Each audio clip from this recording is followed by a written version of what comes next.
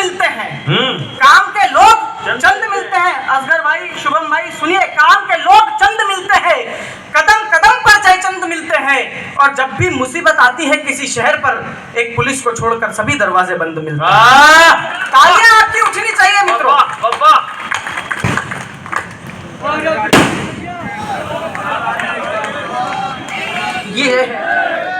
ये है पुलिस वालों का सम्मान। आदरणीय टीआई साहब, जैसा जैसा आपने कागज पे लिख के दिया था वैसा वैसा पूरा बोल दिया। अब इसके एवज में जो 2100 रुपए अलग से तय हुए, सस्ते में निपट गया। यार ये जो है वो जो ये मंच पे आए, बेटियां बेटियां बेटियां, हम लड़के क्या चंबल की नहर में बह के आए हैं? हमको घर वालों ने YouTube से डाउनलोड करा। ये देखो, एक बेटा बेटे की हक की बात कर रहा है और दूसरे बेटे से देखा नहीं जा रहा है क्योंकि एकता भारती ने उसको नंबर नहीं दिया है। मैं आपके पक्ष में हूं, मैं पुरुषों के पक्ष में हूं। सरकार किसी की बना लो आप। आदरणीय मनीष तिवारी जी, आपने बहुत अच्छा संचालन किया। मैं मांगरोल की नगर की जनता से अपील करना चाहता हूं, गुजारिश करना चाहता हूं कि अगले बार जब भी आपके वहां चुनाव हो, आम आदमी पार्टी का कार्यकर्ता बनाकर इसको ही वोट देना। इस बंदे में केजरीवाल बनने के पूरे पूरे गुण हैं। दरअसल क्या है, जो आदमी बिना काम के आधी घंटा बोल सकता है। जी भाई। नहीं, इसमें मैसेज है। मैसेज ये है कि पटा खा। अच्छा, वो घर पे जो बम बैठा है ना भाई साहब, इस पटाखे के चक्कर में वो फट जाएगा तो मेरा तो नागासाकी और हिरोशिमा दोनों ही हो जाएगा। मैं सर, एक वाक्य बहुत तकलीफ देता है। आप कोई पार्टी के हो, एक वाक्य बहुत तकलीफ देता है, बेटी बचाओ। वहां तक तो ठीक था, ये आगे लगे बेटी पढ़ाओ। तो मित्रों, मैंने सहजता में पूछ लिया किसी से कि मैंने कहा क्यों पढ़ाओ, तो दिनेश भैया ने मेरा कान पकड़े, बोले हिमांशु तू भले ही कुछ भी कर चुका हो लेकिन तेरा अनुभव छोटा है बेटा, गलत बात मत किया कर। मैंने कहा गलत बात क्या करी? बोले हिमांशु, इस देश में एक लड़की पढ़ लेती है तो परिवार के 4 लोगों को शिक्षित करके छोड़ती है। मैंने कहा दिनेश भैया, उसके पीछे जो कॉलेज के 40 लड़के फेल होते हैं हमारी छाती साहब लोड। मैं तुम्हारे लिए खड़ा हूं, तुम्हारा हाथ मांगने के लिए, और तुम ऐसे हाथ थाम करके बैठोगे ना तो मुझे बुरा लगेगा। जरा एक बार ताली बजा के बताइए। मैं अपने घर में हूँ, 5-7-10 मिनट आपसे संवाद करना चाहता हूँ। और अब ये ड्रोन मत उड़ाना भाई। फड़फड़ाने के लिए जब बवंडर मंच पे खड़ा है तो तुमको उड़ाने की जरूरत क्या है? बहुत अच्छा। मैं बता रहा हूँ आपको, यह अन्याय बंद होना चाहिए। और बच्चों के साथ में एकता जी, सुनिए, मैंने आपकी बेटी वाली कविता पूरी सुनी, अब आप मेरे बेटे वाले रंडी रोने पूरे सुनिए। यार हदे यार, किसी के घर में लड़की पैदा हो जाए, फोन करके रिश्तेदार बधाई देते हैं। हाँ महेश, बधाई बधाई बेटा, तेरे घर लक्ष्मी आई है। आपने कभी सुना किसी ने फोन करके बधाई दियो, बधाई हो महेश, तेरे घर पे भेरू महाराज ने अवतार लिया है? हमने क्या बिगाड़ा किसी का? आप थोड़ा सा वो प्रक्रिया आगे ले जाओ। पढ़ाई जाने वाली पहली कविता से मुझे आपत्ति है टीआई साहब। मछली जल की रानी है। मछली क्यों?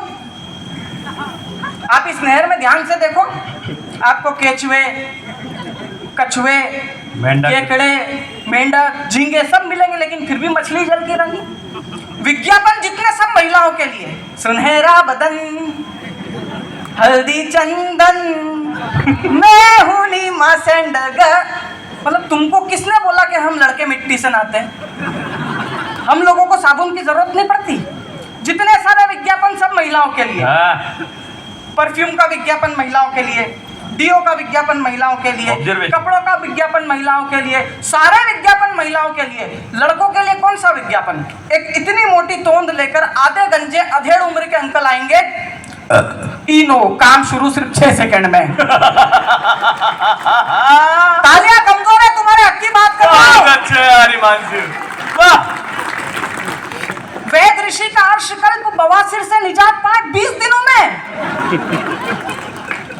दरवाजा खुलता है, महिला एक रिश्तेदार के चरण छूती है, दूसरा तीसरा चौथे में महिला करती आ, पीछे से विज्ञापन मूव, आह से आह तक।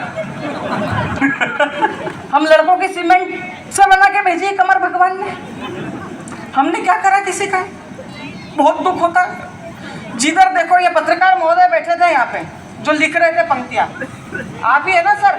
ये पत्रकार इतना भेदभाव करते हैं ना, मतलब आप देखो मई या जून की गर्मी में 4 लड़कियां मफलर बांध के निकलती है, स्टॉल बांध के निकलती है, दूसरे दिन उनका फोटो छपता है, नीचे हेडलाइन, जून आ जाएंगे वो भी सुरेश अलवेला भी, उनको भी पैसे ही देके बुलाया है। भैया गाड़ी तो गाड़ी के हिसाब से ही चलेगी, डायरेक्ट 5वां गियर डालेंगे तो गाड़ी नहीं चलेगी। तो अभी ये 3रा गियर चल रहा है। बहुत अच्छा है हिमांशु, वाह। सुरेश अलवेला और हम भी नगर पंचायत के द्वारा या नगर निगम के द्वारा और आपके द्वारा बुलाए गए हैं, हम कोई बाढ़ में बहके तो आए ही नहीं है। 4 पंक्तियां पढ़ता हूँ मित्रों, वो कहते हैं कि सितारों की जगमगाहट अच्छी लगती है, दिल में गम हो तो खुशी की आहट अच्छी लगती है, हम सब भी इसी धरती के इंसान हैं दोस्तों, हमें भी तालियों की गड़गड़ाहट अच्छी लगती है। वाह वाह वाह वाह वाह हिमांशु, बहुत अच्छा पढ़ रहे हो। और मैं आप लोगों से ये निवेदन करना चाह रहा था सर, मैं ये बता रहा था कि पत्रकार वो लिखेंगे, लड़की मफलर बांध के फोटो छापेंगे, मई की चिलचिलाती गर्मी से खुद को बचाती युवतियां। कोई बेचारा गरीब लड़का चक्कर खा के गिर जाए ना, या फोटो छापते हैं और नीचे लिखते हैं नशे में धुत जवानी। हमने क्या बिगाड़ा? क्या बात है यार हिमांशु, बहुत अच्छे। क्या बिगाड़ा किसी का? ये माताएं बहनें बैठी हुई है, ये प्यार व्यार की बात कर रहे थे ना, तो प्यार करना कोई कठिन काम नहीं है, कठिन काम शादी करना हमने किया। प्यार तो क्या है, कोई भी कर दे। जब प्यार में होता है आदमी, टीआई साहब गाने बजते हैं, करवटें बदलते रहे सारी रात हम, आपकी कसम। शादी हो जाती तो गाने बजते हैं, 2 आर्यवंत 2 शक्ति पुंज 2 शक्तिमान टकरावे, तीरन से काटे तीरन को, तीरन पे तीर चलावे, हर हर महादेव। क्या यार भाव का रूपांतरण देखो आप। हकीकत बात बता रहा हूँ मैं, भाईजान बैठे हुए सर, हिंदुस्तान के मुस्लिमों के बारे में कोई कुछ भी कह दे, लेकिन सबसे बड़ी रिस्क तो मुस्लिम संभाल लेता है, हमसे एक नहीं संभालती हैं 4-4। भाईजान हकीकत बात बता रहा हूँ, मेरे घर के पास में रफीक भाई रहते हैं। मैंने कहा भाईजान आपने 5 निकाह करे हैं? बोले हाँ। मैंने कहा पर इस्लाम तो 4 की इजाजत देता है। बोले बेटा एक तो सबका होता ही है। वो रफीक भाई का छोटा भाई है शफीक, उसका निकाह पढ़ रहे थे मौलवी साहब। मौलवी साहब ने तुरंत बोला, बोले इस निकाह से किसी को आपत्ति हो तो अभी बताए। तो शफीक ही बोला, बोले मेरे को है। तो मौलवी साहब बोले तुझे तो जिंदगी भर रहेगी, किसी और को हो तो लेने दे। मेरे को इतना बुरा लगता है ना सर, जहाँ देखो वहाँ हम लड़कों के साथ भेदभाव, कोई हमारा ध्यान नहीं रखता। ये देखो दुखड़ा सुन के 4 लोग आए, ये भी पुरुष है, एक पुरुष ही पुरुष का दर्द समझ सकता है।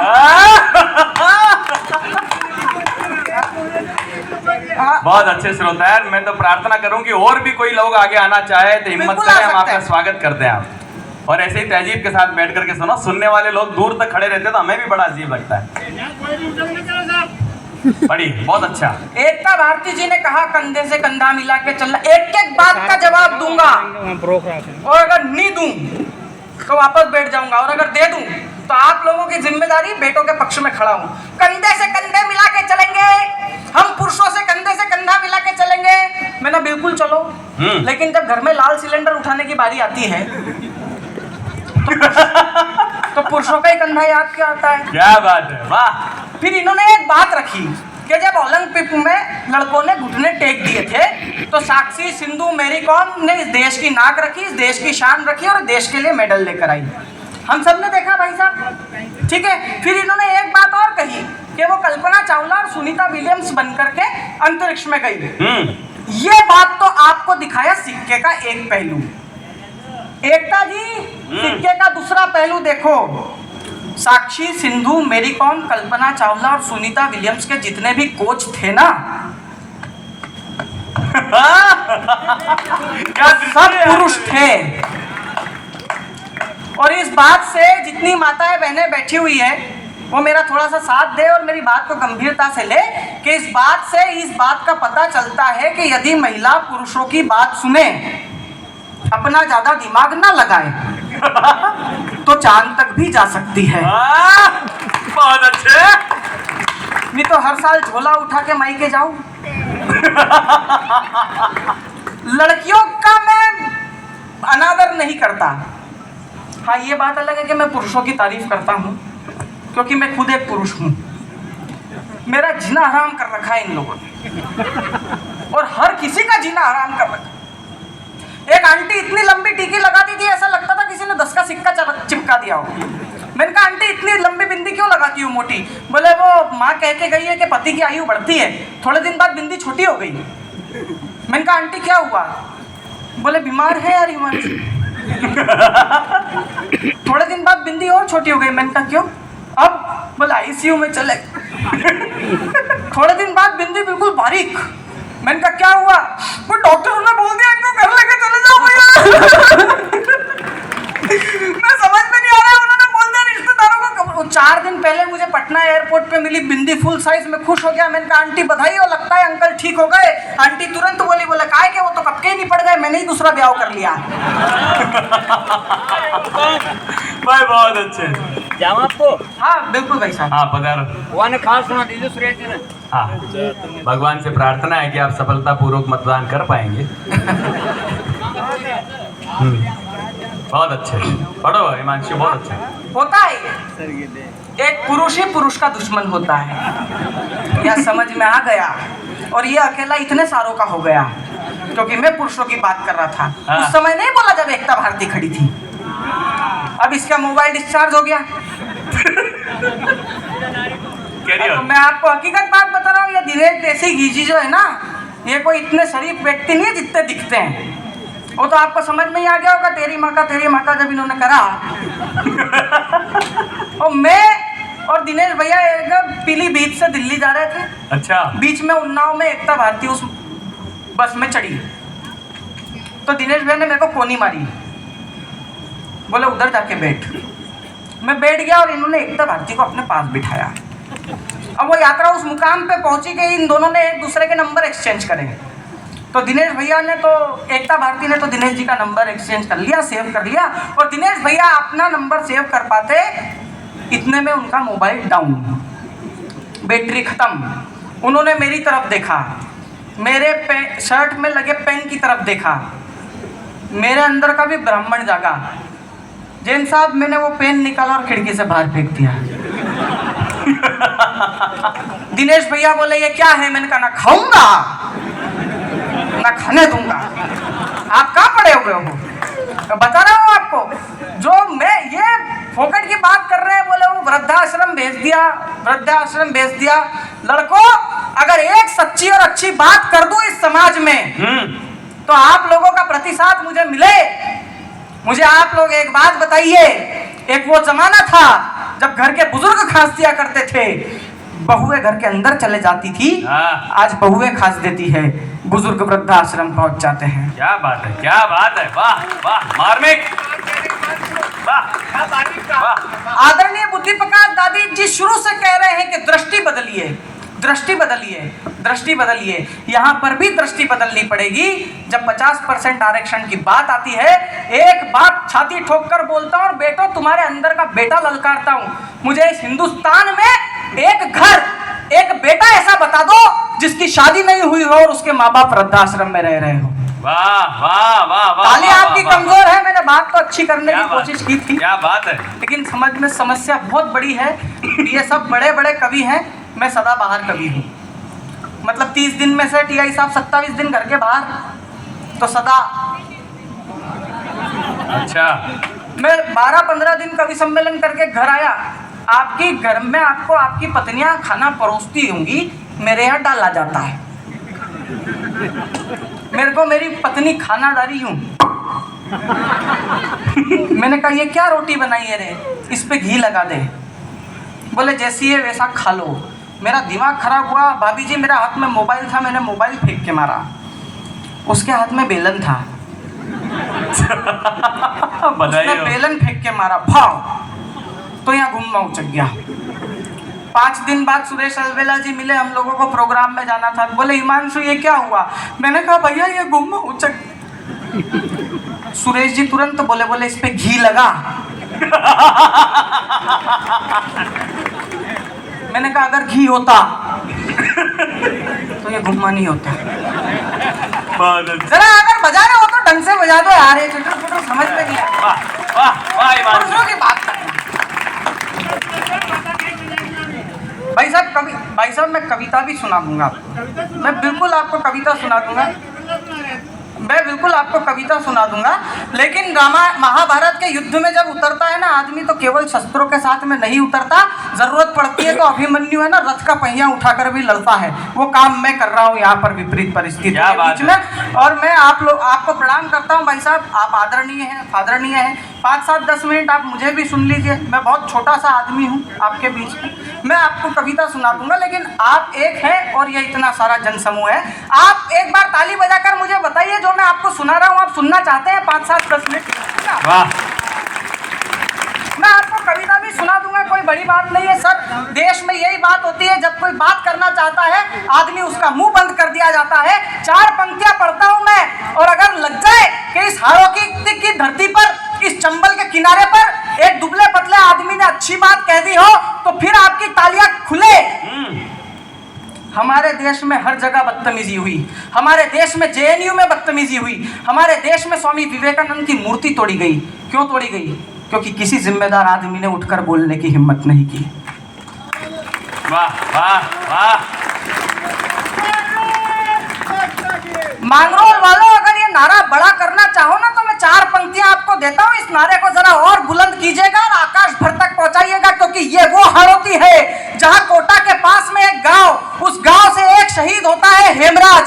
जब हेमराज का शव उस गांव में आता है, पूरे लोग वहां पर विलाप करने लगते हैं। तमतमाती हुई हेमराज की पत्नी घर से निकलती है और कहती है कि मेरा पति मरा नहीं है, मेरा पति शहीद हुआ है, और शहीद के जाने पर विलाप नहीं करते, भारत माता के नारे लगाए जाते हैं। यकीन मानिए पूरे विश्व में शायद हाड़ोती की ये धरती है जहाँ की एक महिला इतनी बड़ी और हिम्मत वाली बात बोल सकती है। वाह वाह वाह, बहुत अच्छे हिमांशु, बहुत सुंदर। तब आप लोगों के चरणों में पंक्तियां रखता हूँ कि अश्वमेघ यज्ञ के प्रधान जजमान। सर अब आप कविता अगर सुन रहे हैं तो फिर सुन के बताइए। अश्वमेघ यज्ञ के प्रधान, हम पे इल्जाम लगाए जाते हैं। मैं टीवी इंडस्ट्री से आता हूँ, हमारे ऊपर इल्जाम लगाए जाते हैं हम लफ्फाज हैं, हम चुटकुलेबाज हैं। ये बात भैया दिनेश देशी घी जी ने भी उठाई कि ये इन्होंने ऐसा कर दिया, इन्होंने मुन्नी को बदनाम कर दिया, इन्होंने ये भी कर दिया। लेकिन वही बॉलीवुड है। अगर आप सिक्के का दूसरा, वही दृष्टि वाली बात, सिक्के का दूसरा पहलू देखोगे ना तो ये वही बॉलीवुड है जिन्होंने इन लफ्फाज लोगों को बताया कि सलमान खान टी शर्ट उतार देता है तो वो हीरो नहीं बन सकता। हमारा हीरो तो वो तानाजी मारुसले है जिसने शिवाजी के एक इशारे पर अपने दोनों हाथ कटा दिए और इतिहास के अमर पृष्ठों में मराठी में एक चित्र अंकित हुआ, गढ़ आला मग सिंह गेला। विक्की कौशल ने हमारे बॉलीवुड से अभिनय करके ये बता दिया कि उरी में क्या हुआ था। ये हम आपको एक एक जन को बताएंगे, एक एक आंख को बताएंगे। और तो और जब धूल जमी पड़ी थी उस विडंबना पे, उस संवेदना पे, तब एक डायरेक्टर ने उठ करके ये बता दिया कि कश्मीर में कश्मीरी हिंदुओं का हाल क्या हुआ था। वाह वाह वाह वाह। तब कहना चाहता हूं कि जो बॉलीवुड मुन्नी और शीला जैसे गाने देता है ना, वही बॉलीवुड कहता है तेरी मिट्टी में मिल जावा, गुल बनके मैं खिल जावा। बस इतनी सी है यार। भाई वाह, बहुत बहुत बधाई हिमांशु, बहुत अच्छा पढ़ रहे हो। 4 पंक्तियां पढ़ता हूँ सर, आपके चरणों में रखता हूँ कि अश्वमेघ यज्ञ के प्रधान जजमान को ही भिखारी कह दोगे उपहास बन जाएगा। अश्वमेघ यज्ञ के प्रधान जजमान को ही भिखारी कह दोगे उपहास बन जाएगा, और कर्तव्य की लड़ाई लड़े हनुमान को ही मदारी कह दोगे बकवास बन जाएगा, और करोड़ों लोगों की आस्था के स्वाभिमान पर ठोकरें मारोगे इतिहास लग जाएगा। हाड़ोती तुम्हारी तालियां चाहती है मेरी कविता। करोड़ों लोगों के आस्था के स्वाभिमान पर ठोकरें मारोगे इतिहास लज जाएगा, और ये बदतमीजी बंद करो वरना इस भीड़ में ही कोई चंद्रशेखर सुभाष बन जाएगा। जय जय, जियो प्यारे जियो। बाय हिमांशु। हम क्या लोग हो गए सर, हम इतने नकली लोग हो गए हैं जिसकी कोई कल्पना नहीं कर सकता। हमने हमारी मानवता खो दी, हमने हमारे संस्कार खो दिए, हमने हमारी संवेदनाएं खो दी। तब मैंने कहीं 4 पंक्तियां लिखने का प्रयास किया था कि शब्द का विधान नहीं, भाषा का भी ज्ञान नहीं, अनुप्रास कहीं पे यमक लगवाते हैं, और सिद्ध दृष्टि आजकल गिद्ध दृष्टि हो गई है, नेत्रों में लेंस की चमक लगवाते हैं, गरीबों की गरीबी का बनाते हैं उपहास, दिखा मीठे अमरूदों का फिर अमरूदों पे नमक लगवाते हैं, वो लोग हैं। लेकिन मैं आपको एक बात बोल रहा हूँ, भावना में बिल्कुल मत बहना, क्योंकि पुरुष भोले होते हैं। भगवान कसम खा के बोल रहा हूँ, पुरुष इतने भोले होते हैं। वो कोरोना काल में मेरे एक दोस्त के माताजी चली गई, फिर पिताजी भी चले गए। माताजी गई तो वो 15 दिन रोया, पिताजी गए तो वो 20 दिन रोया, फिर पत्नी चली गई। वो 1.5 महीने से दहाड़े मार मार के रो रहा। मैं गया, मैंने कहा नालायक आदमी, तेरे साथ बहुत बुरा हुआ है, माना, लेकिन विधि का विधान है, जीवन तो आगे बढ़ाना पड़ेगा। पर तू कितना गंदा आदमी है रे। तेरी माताजी गई 20 दिन रोया, पिताजी गए 15 दिन रोया, पत्नी गई 1.5 महीने से। बोले इन गांव वालों की वजह से रो रहा हूँ हिमांशु। मैंने इनमें गांव वालों ने क्या करा? बोले जब माताजी गई ना तो 15-20 महिलाएं आई। उन्होंने बोले बेटा तू हिम्मत रख, धीरज रख, हम सब तेरी माँ जैसी है। पिताजी गए तो 15-20 बुजुर्ग आए, बोले बेटा तू धीरज रख बेटा, हम सब तेरा बाप जैसे ही हैं। भैया 1.5 महीना हो गया,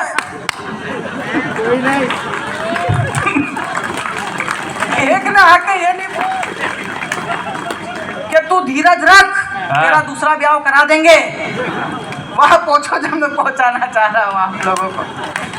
सब मस्ती से हो रहा है, हाँ सब बढ़िया हो रहा है। मैं 5-7 मिनट और आपके बीच में संवाद करना चाहता हूँ। मैं आपको एक कविता सुना देना चाहता हूँ कुत्ते की। आदमी के मुंह से सुनिए कविता कुत्ते की। और अगर आपको लगे संस्कार बिल्कुल हमारे छिन्न भिन्न हुए हैं, तो मुन्नी की बदनामी बात भूलो नहीं, धाय के शीला जवान भई है।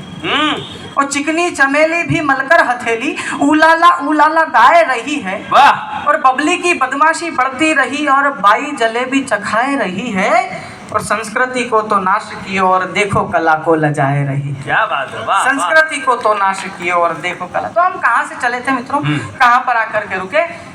अगर ये पूरा सदन मुझे ताली बजाकर आदेशित करे तो मैं 1.5-2 मिनट और आपके बीच में कुछ संवाद करना। हाँ भैया, बहुत अच्छा निर्णय। एक लड़के ने एक पालतू कुत्ते को बिस्किट खिलाया। वो लड़का उस पालतू कुत्ते के मालिक के घर में घुसा, कुत्ता ना भौंका ना चिल्लाया। ये देखकर एक आवारा कुत्ता उस पालतू कुत्ते के पास जाकर बोला, यार कहाँ तुम्हारी ईमानदारी के बल गए? एक बिस्किट टुकड़े के पीछे तुम पूरी जात को छल गए। केवल एक बिस्किट टुकड़े के पीछे तुम पूरी जात को छल गए। उन्होंने कहा, वो पालतू कुत्ते ने आवारा कुत्ते से कहा, बोले मेरे दोस्त यही तो बैटिंग है, तुझे मालूम नहीं मेरे मालिक की जवान लड़की इस लड़के की सेटिंग है। वाह। और मांगरोल वालों व्यंग पहुंचे तो बताना, तुझे मालूम नहीं मेरे मालिक की जवान लड़की इस लड़के की सेटिंग है। इसका फेंका हुआ टुकड़ा खाता हूँ, इसीलिए ना भोंकता हूँ ना चिल्लाता हूँ। क्या करूँ यार, ये रिश्वती बिस्किट का टुकड़ा लाजमी हो गया है। संगत का असर है मेरे दोस्त, कुत्ता आदमी के साथ रहकर आदमी हो गया है। संगत का असर है मेरे दोस्त, कुत्ता आदमी के। तो 250 ग्राम जलेबी, आधा किलो इमरती, 45 रसगुल्ले, 58 गुलाब जामुन, 140 मावा बाटी और 1500 काजू कतली निगलने के बाद नेताजी ने वेटर से पूछा, बता मीठे में क्या है? अच्छा। नेताजी ने वेटर से पूछा, बता मीठे में क्या है? वेटर घबराया, इसके पहले कुछ बोल पाता नेताजी ने फरमाया, बोले बेटा क्या तुझे एक बात की खबर है? वेटर ने डरते डरते पूछा, बोले नेताजी क्या? नेताजी फुल कॉन्फिडेंस से बोले, मुझे शुगर है। वेटर बोला, बोले नेताजी ऐसा करेंगे तो कब तक जी पाएंगे? शक्कर की बीमारी और इतना मीठा, समय के पहले मर जाएंगे। अब नेताजी का जवाब अगर आप लोगों का जवाब हो तो मैं आप लोगों के बीच में 8 पंक्तियां रखता हूँ। बोले समय के पहले मर जाएंगे। नेताजी बोले, बेटा छोड़, हम धूर्तता में श्रेष्ठ, उच्चता में नीच, कायरता में प्रथम, ढोंग ढकोसले में महारथी, रंग बदलने में राजा, दल बदलने में गिरगिट, मगरमच्छ, आंसुओं के धनी, 400 BC के ध्वजवाहक, फरेब के दत्तीराज, मक्कारी के शिकल कलश, हरामखोरी के उदाहरण, घोटालों के सत्ताधीश, विषैले सर्पों के अग्रज और चाटुकारिता के दिग्गज हैं। छोटी मोटी चीजों से डर जाएंगे क्या? और बेटा हम रेल, चारा, सड़क, पुल और ये देश खाकर नहीं मरे, तेरी मिठाई खाकर मर जाएंगे। वाह वाह वाह वाह वाह वाह वाह वाह। एक बात उठी, केवल 30 क्या श्रोता है यार, बहुत अच्छे श्रोता है। क्या बात है। केवल 30 सेकंड आप लोगों के बीच में एक बात उठी कि ओवैसी साहब ने भारत माता की जय बोलने से मना कर दिया। सब कवियों ने अपना अपना आक्रोश प्रकट किया, केवल मैं ही था जिन्होंने उनको ट्वीट कर कर कहा। मैंने कहा अगर आपको भारत माता की जय ना बोलनी हो ना ओवैसी साहब, तो आप मत बोलिए, क्योंकि शायद अल्लाह ताला ने आपकी जुबान में वो तासीर नहीं बख्शी कि आप भारत माता की जय बोल सको। वाह वाह। मैं बताता हूँ, कौमी एकता का मंच है, जैसा एकता भारती ने कहा था कि उधर दरगाह है, इधर मंदिर है। हम किस वातावरण में जीते हैं। बेचैन दिल को चैन और सुकून देकर आ गया, सच्ची घटना, कोई भूमिका नहीं, सीधे सीधे 4 पंक्तियां। बेचैन दिल को चैन और सुकून देकर आ गया, दोस्ती को नया एक जुनून देकर आ गया। मैं तो मसरूफ था कहीं मेरे काम काज में, वो मेरा यार मुसलमान मेरे बीमार बाप को खून देकर आ गया। वाह वाह वाह। बस इसी जज्बे से मैंने ओवैसी साहब से कहा कि मैंने कहा ओवैसी साहब, जब इस देश का सच्चा मुसलमान दिन में 5 समय की नमाज अदा करता है भाईजान, फजर, जोहर, असर, मगरिब और इशा, तो छन्नुवार इस सरजमीन हिंद के सजदे करके सरजमीन हिंद की रक्षा की और सलामती की दुआ करता है। आपने एक बार कुरान शरीफ ठीक से पढ़ी होती ना, तो उसमें मोहम्मद साहब फरमाते हैं कि जिस वतन का खाओ, जिस वतन का पियो, जिस वतन की आबो हवा में सांस लो, उस वतन से वतन परस्ती करो, तुम्हारा इस्लाम कबूल हो जाएगा। अगर आपको इस बात का एहतराम और एहतराम होता कि जिस देश में गंगा, सिंधु, सरस्वती, यमुना, गोदावरी, नर्मदा, कावेरी, सरयू, महेंद्र, तनया, चर्मणवती, वेदिका, क्षिप्रा, एक लास्ट जवाब देना चाहता हूँ आप लोगों के तरफ से, और इस हौसले के साथ के कुछ कहने कुछ सुनने के मनोयोग से बैठे हैं। हम यहाँ वीर तेजा जी के संयोग से बैठे हैं, और जितने बैठे हैं एक बार ताली बजाकर बता दीजिए, इस भीड़ में मुर्दा लाशें नहीं, जिंदा लोग बैठे हैं। जियो जियो हिमांशु। तब मैंने कहा कि मैंने ओवैसी साहब, जिस देश में गंगा, सिंधु, सरस्वती, यमुना, गोदावरी, नर्मदा, कावेरी, सरयू, महेंद्र, तनया, चर्मणवती, वेदिका, क्षिप्रा, विप्तरवती, महासुर नदी, ख्याता, जय, गंडकी जैसी पवित्र नदियां प्रवाहित होती है, इन नदियों की धारा की एक बूंद आपके हलक के नीचे उतर जाती तो शायद आपको जन्नत में जगह मिल सकती थी। लेकिन अब आपकी तालियों का हुजूम और मेरी विदाई। लेकिन आपने कहा कि मैं भारत माता की जय नहीं बोलूंगा, कोई आपत्ति नहीं है, मत बोलिए, लेकिन फिर मरने के बाद 2 गज जमीन इस सरजमीन हिंद से भीख में मत मांग लेना। हम इस देश का एक टुकड़ा बर्दाश्त कर चुके हैं, हम इस देश का दूसरा टुकड़ा बर्दाश्त नहीं करेंगे। एक बार दोनों हाथ उठा करके बोले भारत माता की।